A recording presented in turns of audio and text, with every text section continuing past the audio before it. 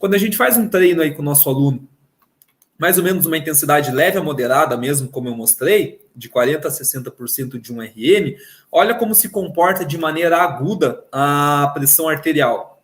Ó, ao longo das repetições, a pressão tende a permanecer a mesma, tanto sistólica quanto diastólica. Aqui, ó, baixa intensidade, fazendo 20 repetições.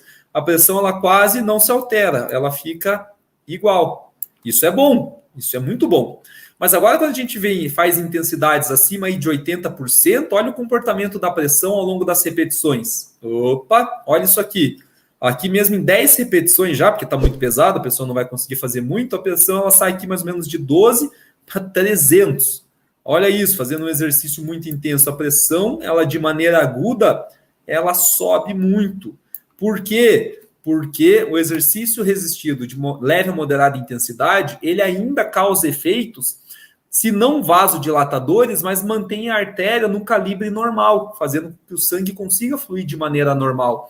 Então, intensidades leves, o próprio exercício resistido de intensidade leve promove a vasodilatação também. Então, não é assim sempre, o exercício aeróbio diminui a pressão, o resistido aumenta. Não, depende da intensidade. O próprio exercício resistido leve, ele vai ter também esse fator de vasodilatação.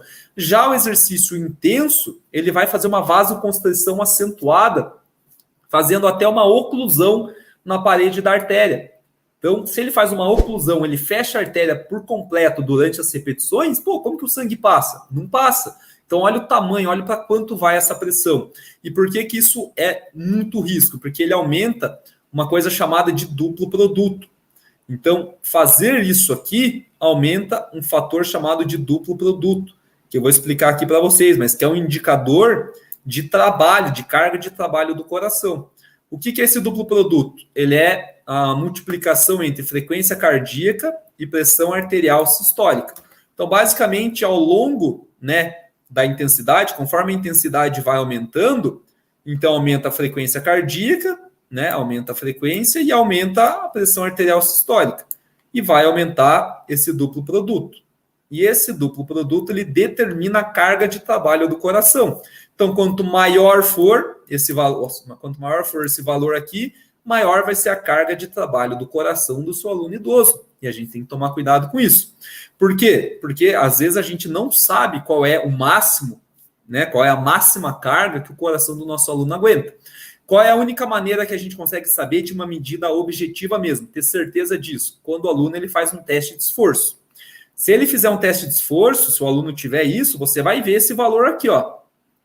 Nessa parte de tabela de registro de pressão, ele mostra o tempo, pressão arterial sistólica, diastólica, frequência cardíaca e DP, duplo produto.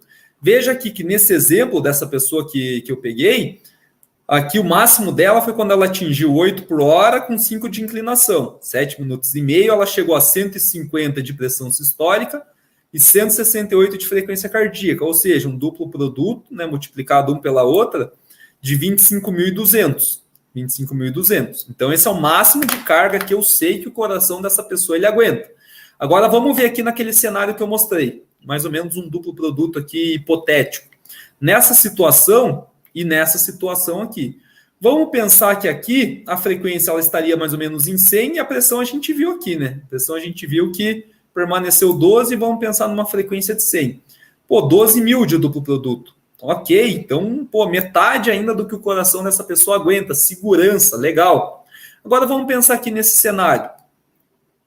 Numa frequência cardíaca de 130, porque a frequência ela vai aumentar, quando a artéria ocluir, o coração vai tender a bater mais vezes para compensar a falta de sangue chegando na artéria. E vamos pensar aqui numa pressão sistólica de 200, que ele atingiu mais ou menos aqui na 7ª, 8ª repetição.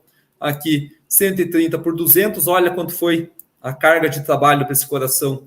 26 mil, mais do que a pessoa ela realmente aguentava quando a gente viu no teste. Então, olha o impacto de segurança se a gente não entende qual é a carga de trabalho do coração do nosso aluno e faz um exercício de uma intensidade maior do que deveria, principalmente para um idoso hipertenso. Então, qual que é O terceiro segredo para você ser um profissional que vai trabalhar com segurança, você vai prescrever exercício resistido de leve a moderada intensidade. Por quê? Porque você vai gerar resultado, você vai ajudar a reduzir essa pressão arterial a longo prazo e você não vai colocar o seu aluno em risco. Por quê? Porque você não vai aumentar a carga de trabalho do coração desse seu aluno de uma maneira acentuada maior do que ele conseguiria de fato fazer. Então, olha que ponto importante, exercício resistido.